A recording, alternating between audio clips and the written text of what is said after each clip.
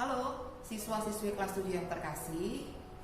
Kita bertemu kembali dalam pembelajaran matematika. Dan untuk pekan yang ke-6 ini kita akan masuk pada bilangan pecahan. Ya, masih terkait dengan KD 3.2 dan 4.2, yaitu tentang sifat-sifat yang berlaku pada operasi hitung bilangan pecahan dan juga menyelesaikan masalah yang berkaitan dengan operasi hitung bilangan pecahan. Nah, anak-anak sekalian, tujuan yang ingin kita capai bersama untuk pembelajaran pada pekan ini adalah yang pertama, tentu saja kalian mampu mengenal jenis-jenis pecahan dan mampu mengubah jenis pecahan dari bentuk pecahan yang satu ke bentuk pecahan lainnya. Kemudian tujuan yang kedua adalah kalian mampu melakukan operasi hitung pada bilangan pecahan. Nah, untuk memulai pembelajaran kita pada pekan ini, kalian silahkan memperhatikan beberapa penjelasan dan demonstrasi berikut ini. Oke, anak-anak sekalian, mari kita mulai dengan bagian yang pertama, yaitu pengertian dari pecahan. Ini mungkin di SD sudah ya. Ibu akan memulai pemahaman tentang pengertian pecahan melalui demonstrasi berikut ini. Yang pertama, ini ada sebuah benda, yaitu buah sawo. Sawo ini ada satu bagian utuh ya, jadi masih utuh satu biji. Sawo ini akan ibu potong menjadi 4 bagian.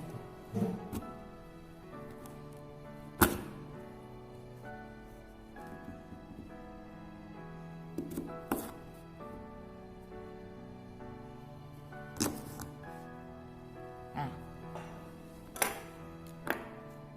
tadinya sawonya utuh satu bagian, sekarang sudah terbagi menjadi 4 potong atau 4 bagian. Maka jika kita ingin menuliskan nilai dari satu bagian, maka satu bagian ini nilainya akan kita tulis sebagai 1/4. 1 ini adalah bagian yang kita ambil, sedangkan 4 adalah keseluruhan. Oke, kalau kita ambil 2 potong ya, dari 4, maka nilai dari 2 potong yang kita ambil ini kita tuliskan sebagai pecahan 2/4. 2 adalah sebagian yang kita ambil, dan 4 adalah keseluruhan yang ada. Oke, itu untuk demonstrasi yang pertama. Kita ke demonstrasi yang kedua.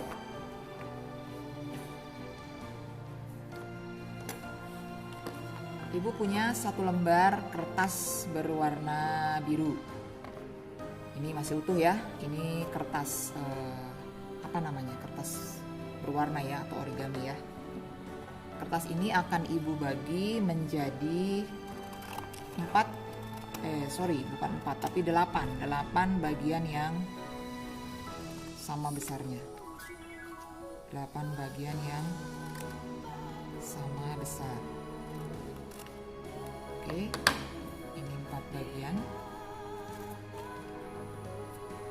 Kemudian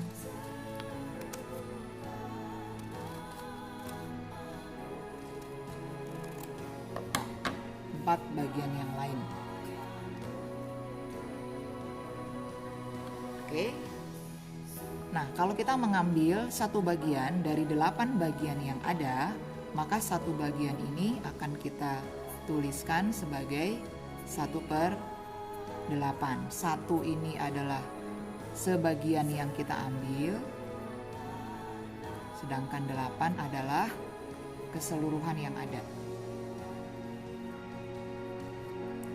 Kalau kita menuliskan semua bagian ini dalam bentuk pecahan, maka kita tuliskan menjadi 8/8.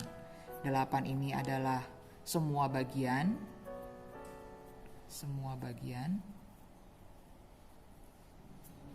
8 yang ini adalah keseluruhannya.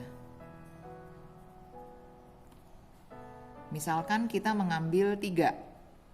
Ini ya, 3 kita ambil dari 8 yang ada, maka untuk 3 yang kita ambil ini kita akan tuliskan sebagai pecahan 3/8.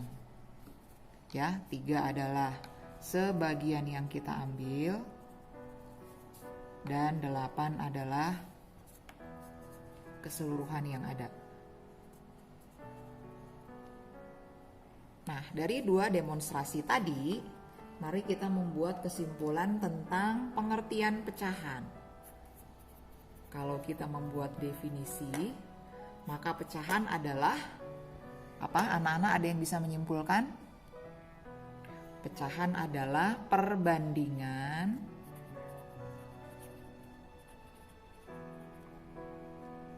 dari perbandingan itu kata dasarnya banding, maka ada 2 yang dibandingkan ya. Tadi ada 2 bilangan, perbandingan dari bilangan yang pertama adalah bagian yang kita ambil terhadap keseluruhan. Gitu ya.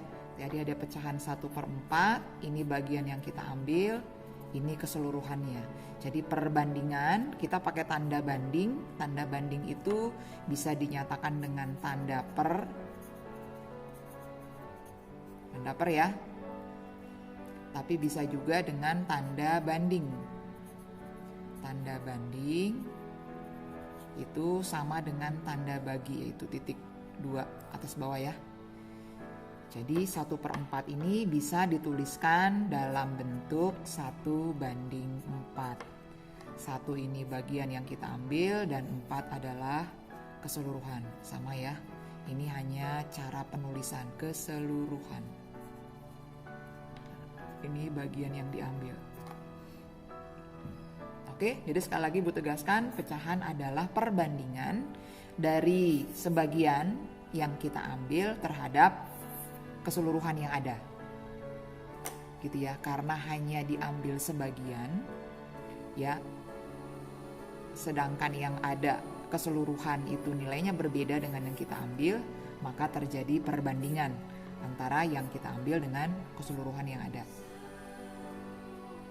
Oke, anak-anak.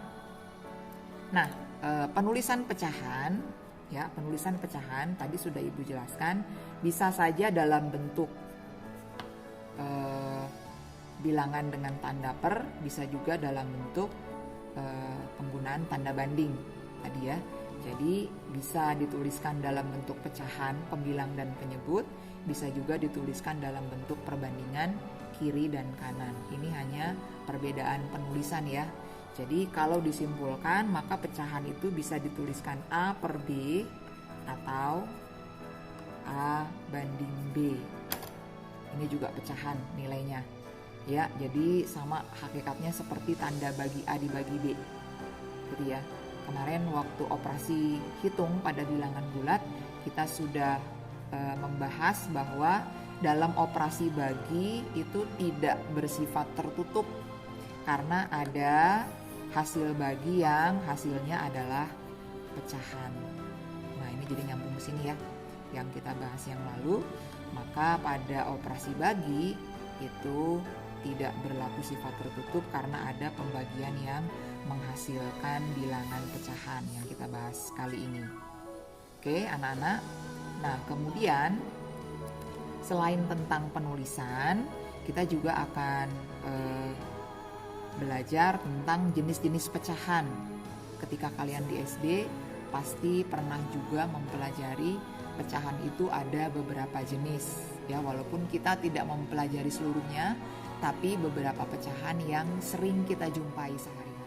Oke, berikutnya untuk penulisan pecahan baik A dibagi B maupun penulisan tulisan A banding B, maka A dan B yang dimaksud dalam bentuk ini adalah bilangan bulat ya. Jadi ini bilangan bulat dibagi bilangan bulat atau bilangan bulat terhadap bilangan bulat, seperti tadi contohnya 1 dibandingkan dengan 4 atau 3 dibandingkan dengan 8 atau jenis pecahan lainnya. Banyak ya. Jadi antara A dan B ini sebenarnya bilangan bulat, tapi ketika dibandingkan antara bilangan bulat yang satu dengan bilangan bulat yang lain, maka terjadi bilangan yang disebut dengan pecahan. Nah, bagian yang kedua yaitu tentang jenis-jenis pecahan. Nah, apa saja jenis-jenis pecahan yang pernah kalian kenal ketika di sekolah dasar? Apakah kalian masih ingat? Ya, tentu saja yang pertama ada yang disebut dengan bentuk pecahan biasa. Ini hanya nama saja ya anak-anak ya, bukan berarti ada pecahan luar biasa, tidak ya. Bentuk pecahan biasa itu dituliskan sebagai A per B, dengan A dan B adalah bilangan bulat,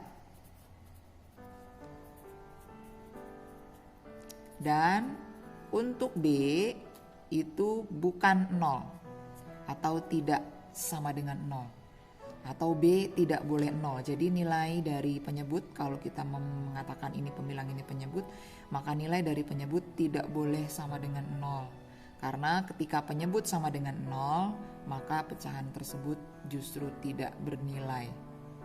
Oke, maka B adalah bilangan lain selain 0. Ya, bisa negatif, bisa positif. Ini bentuk yang pertama, kita menyebutnya pecahan biasa. Oke, ada yang disebut dengan pecahan campuran. Kalian masih ingat? Untuk pecahan campuran bentuknya adalah A, B per C.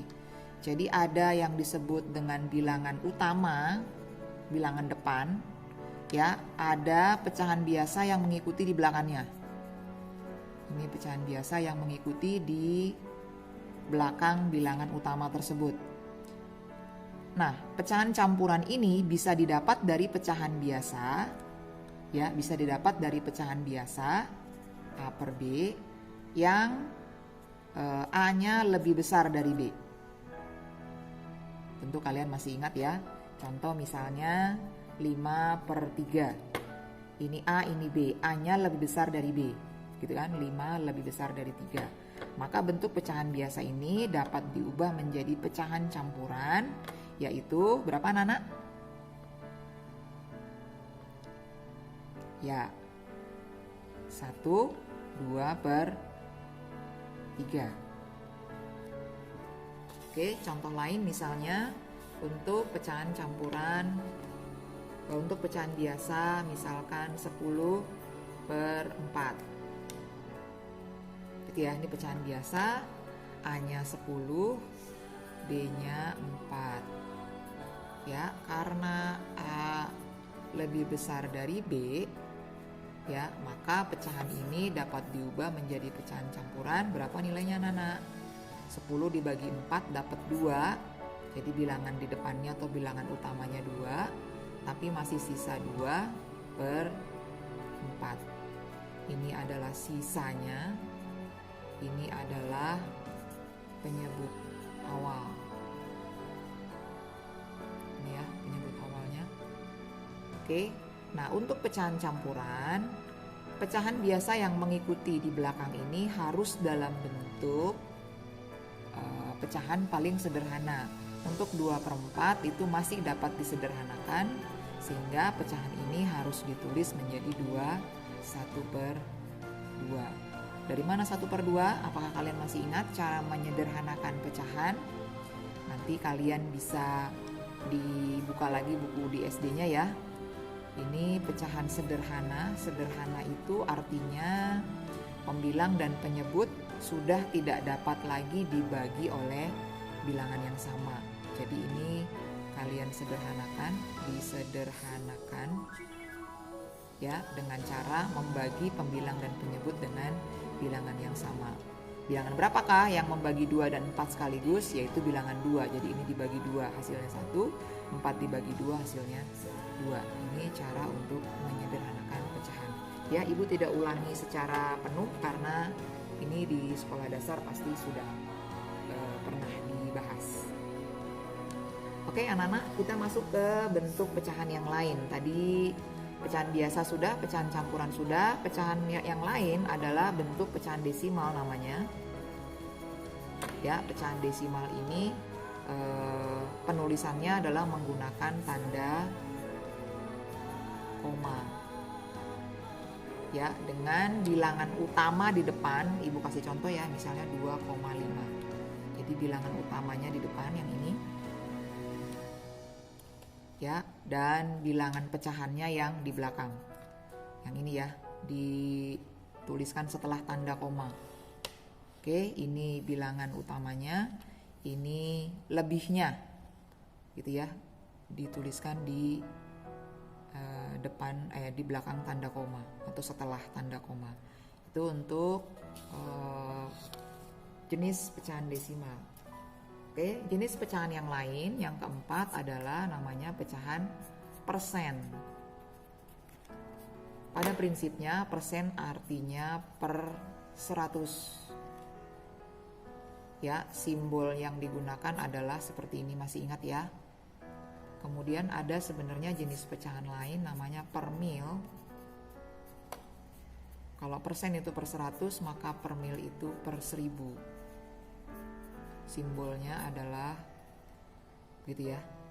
Nah, untuk pembahasan kita di bab ini yang kita bahas hanya jenis pertama sampai keempat saja ya. Jadi kita tidak membahas yang per mil. Ya, kita hanya bahas mulai dari bentuk pecahan biasa sampai bentuk persen saja. Oke anak-anak, itu untuk jenis-jenis. Baik anak-anak, kita masuk ke bagian yang ketiga, yaitu mengubah bentuk pecahan.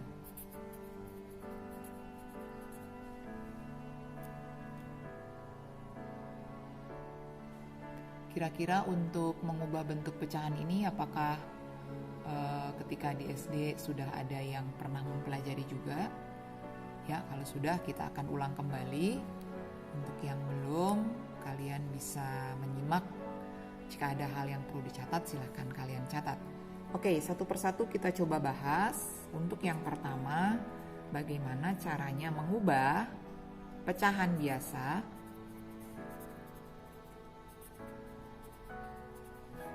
menjadi pecahan desimal. Masih ingat caranya? Kasih contoh ya. Katakanlah pecahan biasanya 2/5. Kita akan ubah menjadi bentuk desimal. Berapa, koma berapa? Bagaimana caranya? Ada yang ingat? Ya, ada dua cara. Cara yang pertama, ini adalah dengan pembagian bersusun. Jadi 2/5 kita anggap sebagai 2 dibagi 5, maka kita gunakan pembagian bersusun untuk menentukan pecahan desimalnya. 2 dibagi 5 itu nggak dapat ya, karena nggak dapat satu pun tidak, maka kita anggap 0 hasilnya. Kemudian 2 dibagi 5 0, maka 0 dikali 5 adalah 0. Kita kurangi 2. Karena tidak ada lagi yang dikurangi, ini adalah hasil pengurangan, maka kita boleh membubuhkan tanda koma di atas dan menambahkan angka 0 setelah angka 2, ya setelah sisa tadi. 20 dibagi 5 hasilnya adalah 4. 4 dikali 5, 20, sisanya 0. Maka desimal dari 2/5 adalah 0,4. Caranya ini ya. Itu cara yang pertama. Bagaimana dengan cara yang kedua? Ada yang tahu bagaimana caranya? Cara yang kedua ini sebenarnya tidak berlaku untuk semua pecahan biasa. Ya, cara yang kedua adalah dengan cara mengubah penyebut. Dalam hal ini penyebutnya 5 ya. Mengubah penyebut menjadi bilangan 10 atau 100 atau 1000 atau bentuk perpangkatan 10 yang lain. Ya, ini adalah bentuk dari perpangkatan 10 ya, 10 pangkat N Ibu menyebutnya. Jadi 10 pangkat 1 itu 10, 10 pangkat 2 berarti 100, 10 pangkat 3 berarti 1000, dan lain-lain tergantung dari kebutuhan bilangannya. Nah, kita mengubah 5 yang paling dekat adalah diubah menjadi 10. Ya, tidak perlu menjadi 100 karena diubah menjadi 10 bisa. Oke, berarti 2/5 ini akan kita ubah menjadi bentuk pecahan biasa yang lain yang penyebutnya 10. Ketika 5 diubah menjadi 10, berarti dengan cara dikali 2. Karena penyebut dikali 2, maka pembilang pun kita kali 2 menjadi 4. Nah, ketika bentuknya sudah dalam penyebut yang merupakan perpangkatan 10, maka ini otomatis dapat kita ubah ke bentuk pecahan desimal, yaitu 0,4. 4 adalah dari pembilangnya. 4 diletakkan setelah tanda koma, satu angka di belakang koma didapat dari acuan banyaknya angka 0. Ya, jadi karena angka 0 hanya 1 untuk penyebut 10, maka berarti 4 ditempatkan satu angka di belakang angka 0 atau setelah angka 0. Oke, kita coba untuk contoh yang lain. Ya, contoh yang lain untuk pecahan biasa diubah menjadi pecahan desimal. Misalkan 3/25 akan diubah menjadi pecahan biasa. Kalau cara pertama otomatis 3 dibagi 25 ya. Kalian cari dengan pembagian bersusun tadi ya. Atau cara yang kedua, kita ubah 25 menjadi perpangkatan 10. Perpangkatan 10 yang bisa dicapai oleh 25 adalah 100 ya, bukan 10 ya, karena ini sudah melebihi 10, maka perpangkatannya adalah 100. Maka ini kita buat dalam penyebut 100. Ketika 25 diubah dalam 100, maka ini harus dikali 4. Karena penyebut dikali 4, maka pembilang pun harus dikali 4. 3 dikali 4, 12. Nah, bentuk pecahan desimalnya untuk 12/100, kita lihat angka 0 pada penyebut ada 2. Maka ada 2 angka yang menempati posisi setelah tanda koma. 2 angka itu tentu saja ditempati oleh 12. Maka bentuk dari 3/25 atau 12/100 adalah 0,12. Ya, ini juga bisa kalian dapat dengan cara pembagian bersusun. Ya, kalian bisa bagi 3 dibagi 25 dan seterusnya seperti tadi.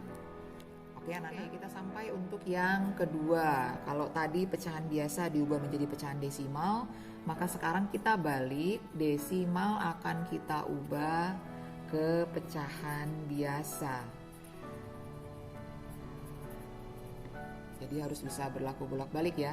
Misalkan tadi ada angka 0,12. 0,12 akan kita ubah menjadi bentuk pecahan biasa. Pembilang dibagi penyebut. Bagaimana caranya? Ya, kalian tinggal melihat berapa angka yang terletak setelah tanda koma. Kalau setelah tanda koma ada 2 angka, maka pasti kita buat penyebutnya 2 angka 0, yaitu 100 ya. Kemudian 12 ini menempati posisi sebagai pembilang. Nah, untuk bentuk pecahan biasa, Ibu ingatkan bahwa ini harus selalu disajikan dalam bentuk paling sederhana.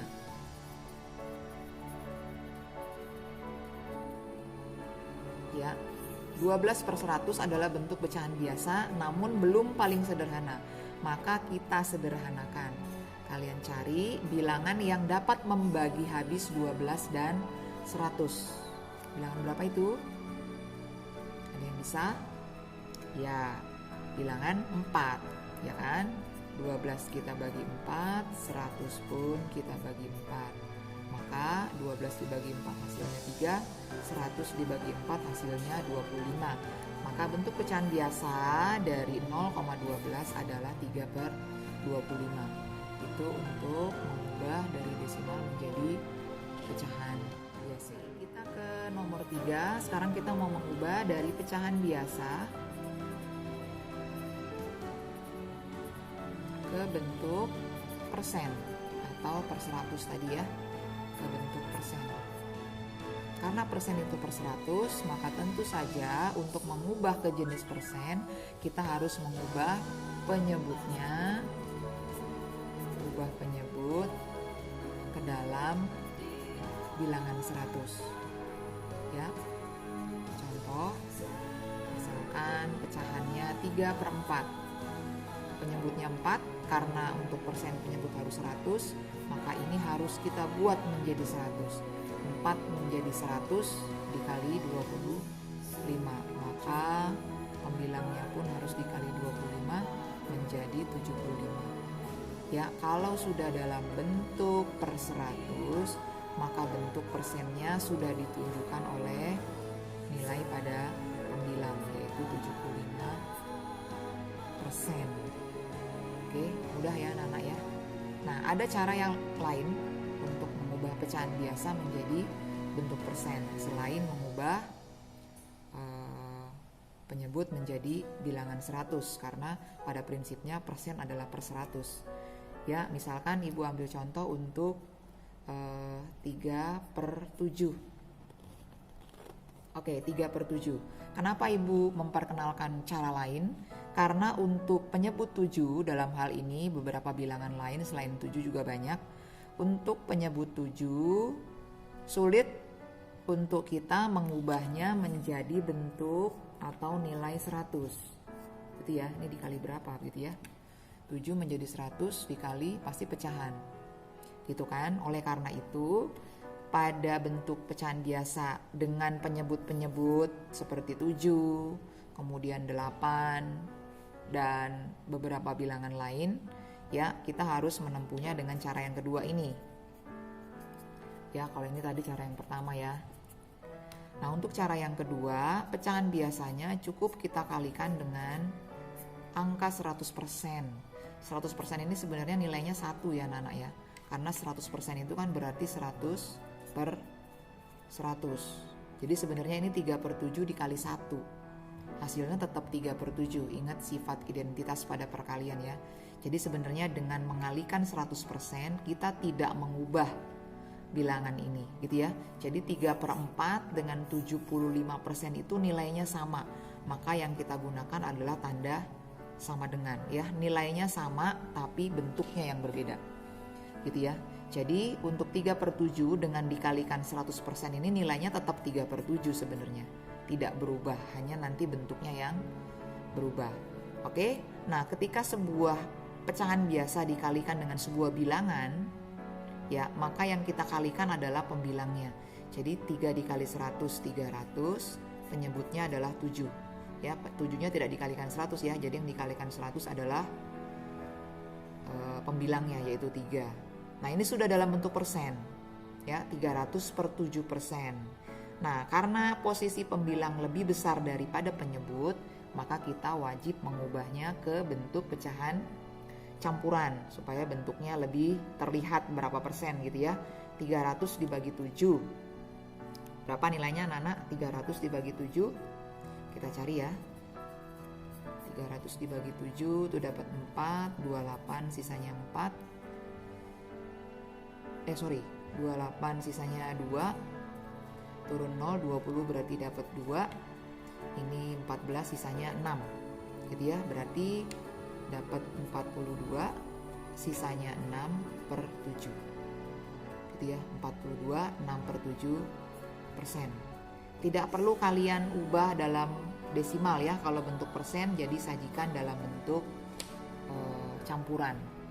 Seperti itu ya. Nah, oke, yang keempat, kita balik sekarang dari persen menjadi pecahan biasa.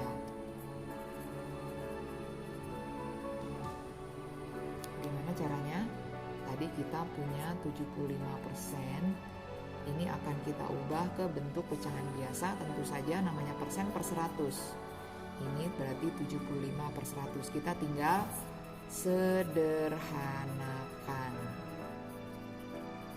ya bagi pembilang dan penyebut dengan bilangan yang sama. Ya, sebenarnya bilangan yang sama itu adalah FPB. Kalau kalian mengenal KPK dan FPB ketika di SD, maka dengan cara membagi FPB dari 20, 75 dan 100, kita akan menemukan bentuk pecahan paling sederhana. Ya, FPB dari 75 dan 100 berapa anak-anak? Kalian nanti bisa cari ya, FPB-nya adalah 25. FPB dari 75 dan 100, maka 75 dibagi 25 itu 3, 100 dibagi 25 4. Maka bentuk pecahan biasa dari 75% adalah 3/4. Oke, mudah ya. Kemudian tadi kita punya 42 6/7%. Gimana caranya mengubah pecahan biasa kalau bentuknya seperti ini? Ya, kita terlebih dahulu mengubah pecahan campuran ini menjadi bentuk biasa. Tadi 42 dikali 7 ditambah 6 itu 300/7%, gitu ya. Masih dalam bentuk persen, hanya bentuknya sudah bukan pecahan campuran lagi tetapi bentuk bentuk pecahan biasa, gitu ya. Nah, karena kita mau mengubah ke bentuk pecahan biasa, maka tanpa persen ya, persen itu kan per 100. Berarti ini kalau dituliskan 300/7% ya adalah 300/7/100, gitu ya. Atau bisa juga dari bentuk ini kita tulis 42 6/7/100 ya. 426/7-nya menjadi 300/7. Ini penyebutnya 100 yang ini ya. Jadi ini diubah dari bentuk pecahan campuran 42 6/7. Nah, bagaimana cara menghitung bentuk yang seperti ini? Ya, tidak perlu bingung.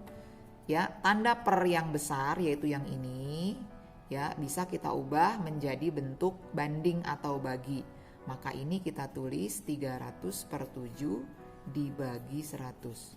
Jadi per yang ini kita ubah menjadi tanda bagi. Jadi 300/7 pembilangnya, 100 penyebutnya. Jadi sama seperti tadi kita menuliskan A per B menjadi A banding B. A-nya adalah 300/7, B-nya adalah 100. Ya, maka kita tuliskan menjadi 300/7 dibagi 100. Nah, kalian tentu ingat bahwa sebenarnya bilangan bulat itu memiliki penyebut. Ya, ini kan 100 bilangan bulat ya. Bilangan bulat itu sebenarnya memiliki penyebut. Secara otomatis penyebutnya adalah 1. Ya, jadi ini 100 boleh kita tuliskan sebagai 100/1. Ya, 100/1 kan tetap 100 ya. Jadi kita hanya menuliskan ini untuk keperluan perhitungan. Maka 300/7 dibagi 100/1 bisa kita tulis menjadi 300/7 dikali, ini kita balik 1/100. Oke. Nah, dalam perkalian pecahan ini bisa kita lakukan ya, penyederhanaan langsung. Ya, jadi ini 3, ini 1. Ya, maka 3 dikali 1 untuk yang atas 3. Ini 7 dikali 1 7. Maka bentuk pecahan biasa dari 42 6/7% adalah 3/7. Nah, baik anak-anak sekalian, untuk latihan kalian kali ini ya, Ibu memberi kalian satu tugas. Yang pertama, kalian tuliskan bagaimana langkah-langkah atau cara untuk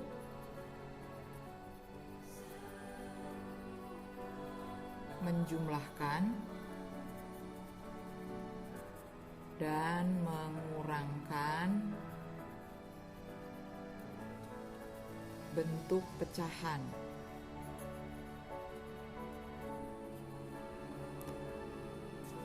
Oke, tuliskan bagaimana langkah-langkah atau cara untuk menjumlahkan atau mengurangkan bentuk pecahan. Nah, bagian yang ke A, nanti kalian coba jelaskan bagaimana jika yang dijumlahkan atau yang dikurangkan adalah pecahan biasa dengan pecahan biasa. Gitu ya. Jadi pecahan biasa dijumlah dengan pecahan biasa, caranya bagaimana?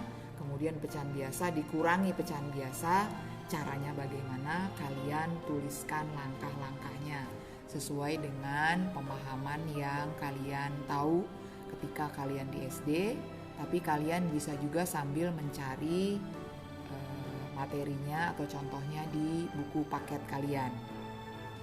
Kemudian yang B, ya, kalian jelaskan langkah-langkah jika yang dijumlahkan atau yang dikurangkan adalah pecahan desimal dengan pecahan desimal juga. Ya, jadi pecahan desimal dijumlah dengan pecahan desimal, caranya bagaimana? Kalian jelaskan. Kemudian pecahan desimal dikurangi dengan pecahan desimal, langkah atau caranya bagaimana kalian tuliskan dan kalian jelaskan. Kemudian yang kedua, kalian tuliskan pula langkah atau cara penjumlahan dan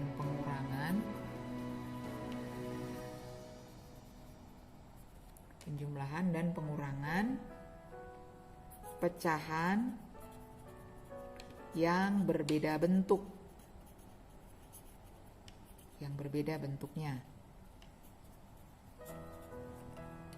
Gitu ya. Bagian A bisa misalnya pecahan biasa dengan pecahan desimal.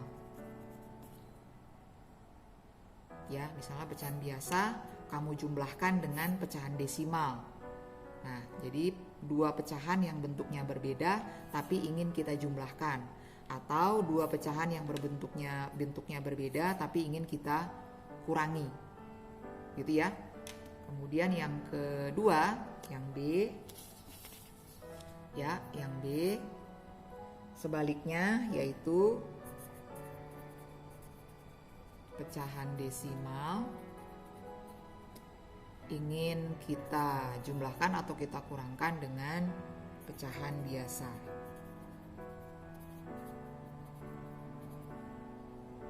Ya, langkah-langkahnya atau caranya bagaimana? Pecahan desimal ingin kita jumlahkan dengan pecahan biasa, atau pecahan desimal ingin kita kurangi dengan pecahan biasa. Itu langkah-langkahnya bagaimana. Oke, silahkan kalian beri contoh masing-masing ya. Contoh untuk masing-masing langkah tadi. Gitu ya, untuk yang bagian pertama kalian berikan satu contoh, bebas ya pecahannya, silahkan kalian tentukan sendiri. Lalu kalian coba jelaskan cara menghitungnya. Ya, kalian catat, ya kalian tulis atau kalian catat di buku catatan. Oke anak-anak, nanti pada jam keempat kita akan bertemu untuk membahas kedua latihan ini. Jadi kali ini latihannya Ibu minta kalian sambil membaca materi, sambil kalian menerapkan satu contoh. Oke anak-anak, selamat mengerjakan. Sampai ketemu nanti di jam keempat. Terima kasih. Oke baik anak-anak sekalian, demikian tadi penjelasan materi kita untuk pekan ini. Silahkan latihannya kalian coba kerjakan di buku praktek kalian. Dan nanti di akhir jam pelajaran kita akan bertemu kembali untuk membahas beberapa latihan yang sudah kalian kerjakan. Jika ada hal atau informasi dalam materi tadi yang perlu kalian catat, silakan kalian catat secara mandiri di buku catatan kalian masing-masing. Ya. Kemudian jika ada pertanyaan atau ada kendala yang kalian hadapi selama kalian mengikuti pembelajaran ini, Ibu sangat senang jika kalian mau menanyakannya langsung ketika nanti kita bertemu di akhir pelajaran. Oke, anak-anak sekalian, tetap semangat. Kita bertemu nanti di jam terakhir.